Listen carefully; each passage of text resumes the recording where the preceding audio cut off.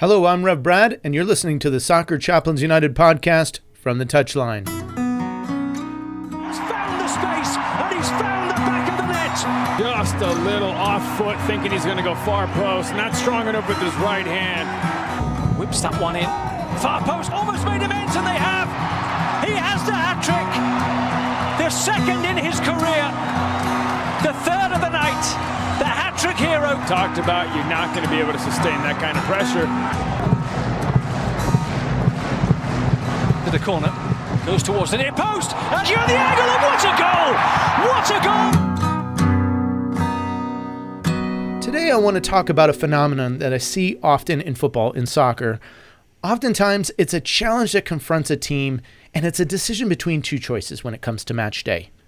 You know, every team has its preferred style of play. Maybe it's expressed in a particular tactical formation. Maybe it's seen in the talent and skill of the athletes or in the mind and mentality of the coach, those around the team.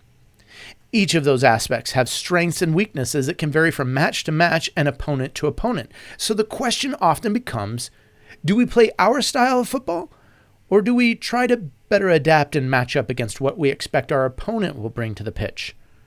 I think there can be debate over how to address that particular issue. Certainly there's a strength to a team simply being and doing what they're trained and equipped to do, but it's not always possible. A key injury or injuries can prevent that.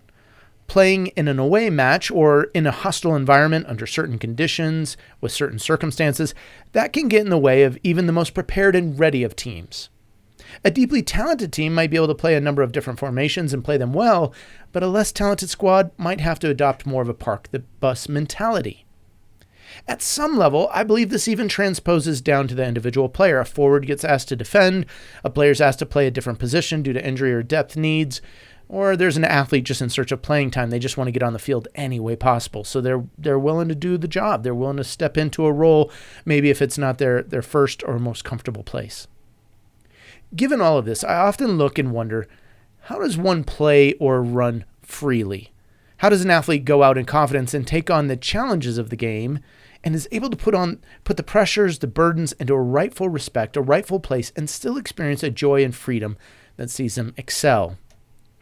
This week I was reading in the book of Psalms, Psalm 119. I want to read verses 30 through 32 and share a few thoughts toward this idea of running or playing free. The psalmist writes, verse 30, "I have chosen the way of truth. I have set my heart on your laws. I hold fast to your statutes, O Lord. Do not let me be put to shame. I run in the path of your commands, for you have set my heart free." Oftentimes we associate God and his rules, or we might simply say religion in general, as restrictive. When we think of the way of truth, when we think about statutes, commands, we're confronted with some absolutes. And in our day and age, we don't like absolutes. We like tolerance. We want accommodation. We want to do what we want to do. It's similar in soccer, and it's called discipline. A team must be disciplined in defense. They have to be patient in attack. And there are successful teams that need to have all 11 players on the pitch moving and working together toward the same goal in the same ways, understanding the same things.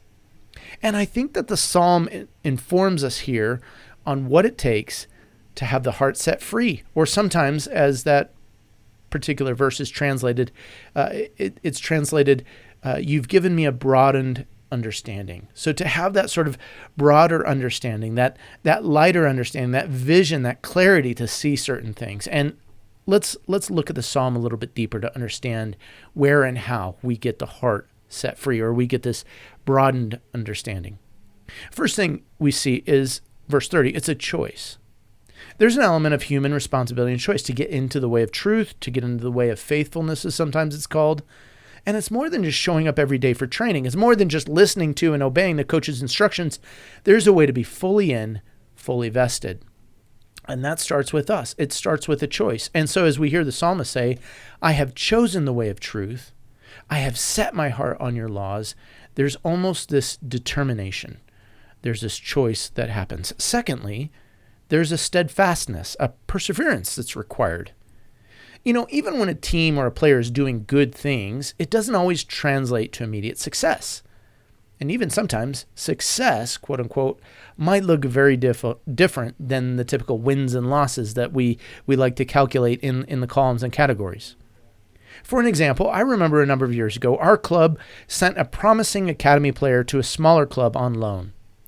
Now, that club, there weren't as many wins. It was a division lower, but the athlete was starting and playing every game. And so the win came as the athlete grew bolder, more confident from playing week in and week out. That person's development was accelerated. And there was a sense in which there was a steadfastness. There was a holding fast to the process to learn, to grow, and to make that athlete ready for the higher levels of the game. Now, it took nearly a year and a half, a season and a half, but that academy signing went on to achieve at a high level, I think, because of the perseverance shown in sticking to that pathway. You know, when we hold fast to the statutes of the Lord, it can be hard. And so the psalmist asks here, don't let me be put to shame. This is a repeated theme throughout the psalm and really throughout Scripture.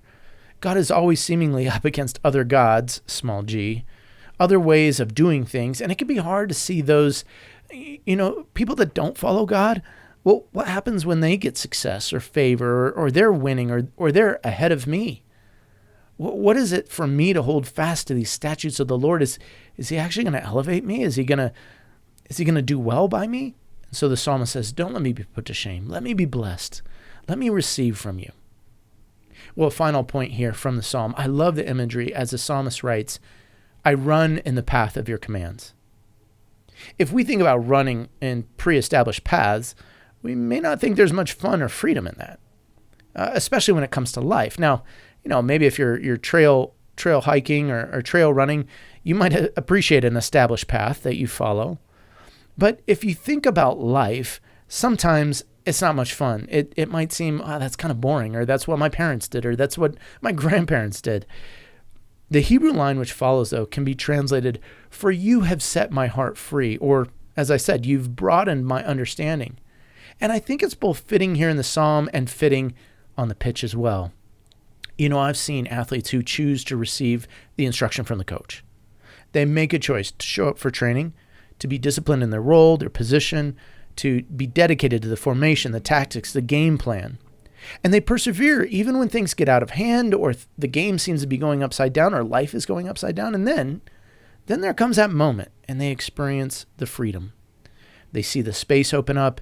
The game springs wide open. Things begin to come more easily. They see the game as the coach has prepared them to see, and they understand what all the work and all the effort has been about all of this time.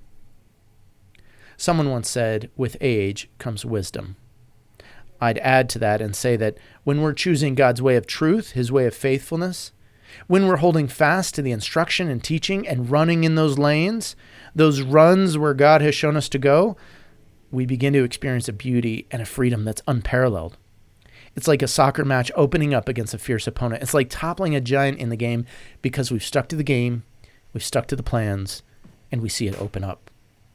My friends, it doesn't matter what level you play, what level you coach at. It doesn't matter what position you play or how well the team is doing in a given moment. When we choose the way of truth on and off the field, when we hold fast to the teaching and instruction of God, when we make his commands part of the rhythmic pathways of our life that we experience, we will learn and know what the psalmist describes here in Psalm 119, verse 32, that our hearts are set free. Literally, our hearts become enlarged. They swell with joy. They swell with pride because we see the work of God coming together in our lives. Are you running free today? I'm not talking about a wild and aimless running free. I'm talking about a purposeful and confident running free.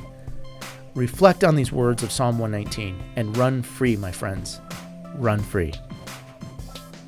Well, hey, thanks for listening to the podcast. If you've got a minute, leave a rating or a comment. We'd love that. This has been Rev Brad coming to you from the Touchline.